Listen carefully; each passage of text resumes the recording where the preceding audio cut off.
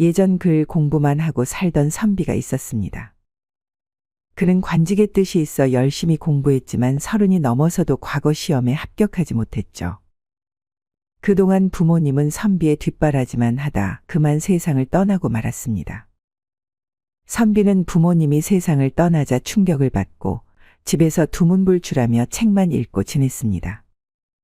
그렇다고 딱히 과거 시험을 공부하는 것도 아니었죠. 그냥 세워라 내워라 하며 부모님이 남겨놓은 돈을 축내면서 살았습니다.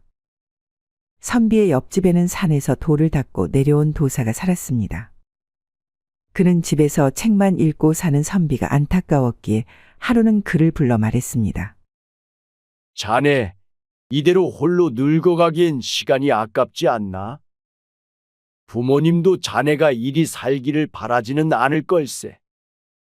그러니 한량처럼 살지 말고 더 늦기 전에 참한 여인을 만나 결혼해야 하지 않겠나?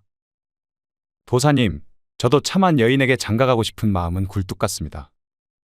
하지만 제 나이가 벌써 36인데 가진 것도 없고 딱히 직업도 없으니 누가 시집 오려 하겠습니까?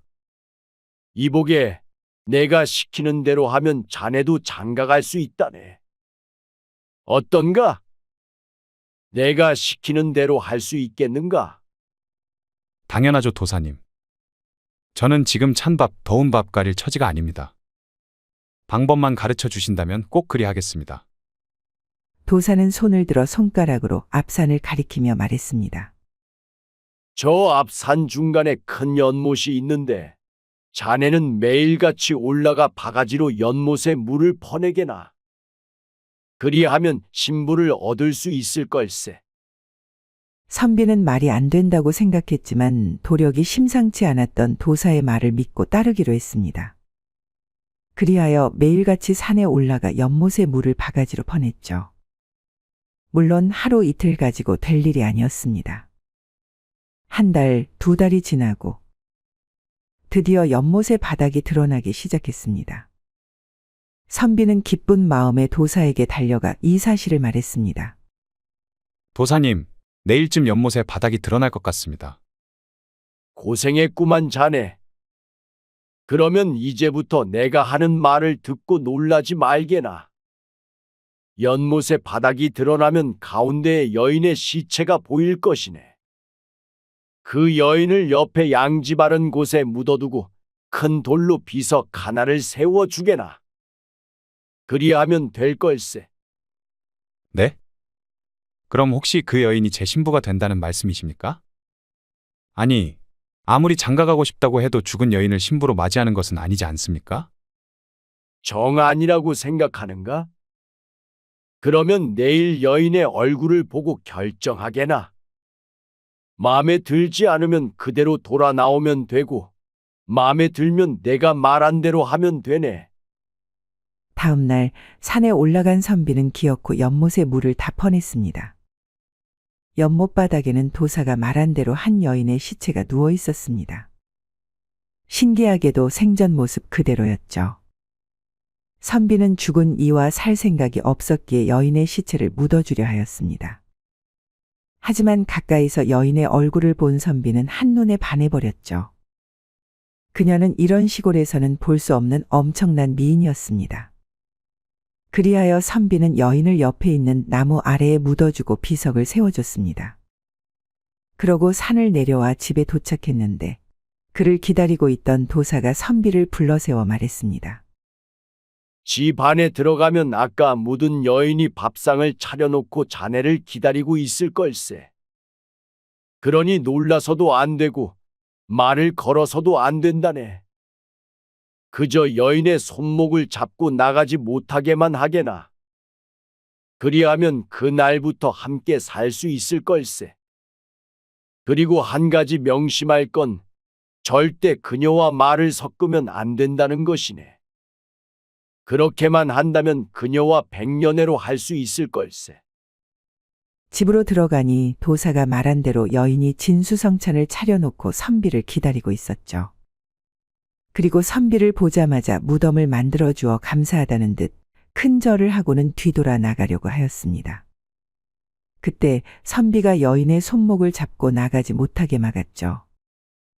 한참의 실랑이가 벌어지고 여인은 포기한 듯 발길을 멈추고는 선비의 옆에 앉았습니다.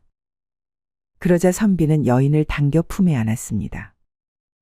자세히 보니 여느 부잣집 규슈들과 비교해도 꿀리지 않을 정도로 기품 있고 예뻤죠. 차가울 것만 같았던 살결은 마치 사람처럼 따뜻했습니다. 숨결 또한 믿어지지 않을 정도로 따스했죠. 두 사람은 함께 밤을 지냈습니다. 그리고 부부라는 이름으로 그 날부터 같이 살게 되었죠. 선비는 도사가 일러둔 것이 있었기에 같이 살면서도 여인과 말을 섞지 않았습니다. 밤에 살을 섞거나 그녀가 차려준 밥상을 받는 게 전부였습니다. 여느 평범한 집과는 달랐죠. 하지만 선비는 그녀의 예쁜 외모만 있으면 다른 것은 필요 없다고 생각했습니다. 말을 섞으면 뭐하나, 살만 섞으면 되지. 그렇기에 선비의 집은 여느 다른 집과는 달리 항상 정막만이 가득했죠. 그렇게 1년, 2년이 지나고 처음에는 상관없다고 생각한 선비는 점점 지쳐갔습니다. 자신도 여느 부부처럼 지지고 볶고 싸우다가 화해하고 서로 좋은 말로 기분을 북돋아주고 싶은데 말을 못하니 미칠 지경이었습니다. 또한 아무리 함께 밤을 보내도 아이가 생기지 않으니 그것도 그것대로 환장할 노릇이었죠. 그리하여 며칠 동안 고민하던 선비는 큰 결심을 하고 부인에게 말하기로 하였습니다. 나는 평생 여인을 모르고 살아왔소.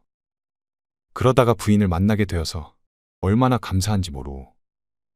매일 차려주는 밥도 좋고 당신과 함께하는 잠자리도 좋고 전생에 무슨 큰일을 하였기에 부인을 만나게 된 건지 어찌 이런 큰 복을 받게 되었는지 항상 궁금할 정도였소.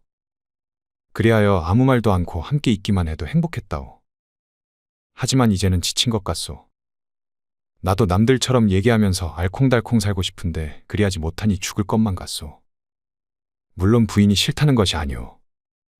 단지 이런 상황을 견딜 수 없어서 말하는 것이오. 그러니 여기까지 하는 게 좋겠소. 이쯤에서 우리의 연을 끊는 게 부인이나 나나 서로에게 좋을 것이오. 미안하오. 내가 이런 말을 하게 돼서. 정말 미안하오. 부인은 선비의 말을 듣고는 눈물을 흘렸습니다. 그리고 뭔가 말하려고 입을 움직였지만 그 전에 서서히 옅어지더니 연기가 되어 하늘로 올라가 버렸죠. 순간 정신을 차린 선비는 그녀를 애타게 불러보았지만 소용없었습니다. 이미 하늘로 올라가 버린 뒤였죠. 마침 마실을 다녀오던 도사는 선비의 집에서 연기가 하늘로 올라가는 것을 보고는 혀를 끌끌 차며 혼잣말로 중얼거렸습니다. 그럼 그렇지. 부부 사이에 말없이 산다는 게 절대 쉬운 일은 아니지. 예쁜 얼굴도 하루 이틀, 결국 성격이 잘 맞아야 오래가는 법. 하지만 성격이 잘 맞는지 아닌지는 대화를 해봐야 알 수 있는데 말을 아예 섞지 못하니 일이 사단이 난 게지 뭐야. 안타깝긴 하지만 예상한 대로 그대로 흘러갔구만. 그 일이 있고 나서 선비는 하던 공부를 멈추고 일을 구했습니다. 그녀와의 추억이 서린 집이 싫어서 결국 밖으로 나오게 된 것이었죠. 도사는 이제서야 밖으로 나온 선비를 위해 보부상 자리를 권해주었습니다. 그리고 그리하면 몇 년 안에 다시 장가를 들 수 있을 거라 말했습니다. 그래서 선비는 집을 팔아 물건을 살 돈을 마련한 뒤 이 마을, 저 마을로 옮겨 다니기 시작했죠. 그리고 도사가 말한 대로 장사를 하러 들린 마을에서 과부와 눈이 맞아 결혼했습니다. 그리고 슬아의 아들, 딸을 낳고 행복하게 살았다고 합니다. 이상 야담설화였습니다. 구독과 좋아요는 사랑입니다. 감사합니다.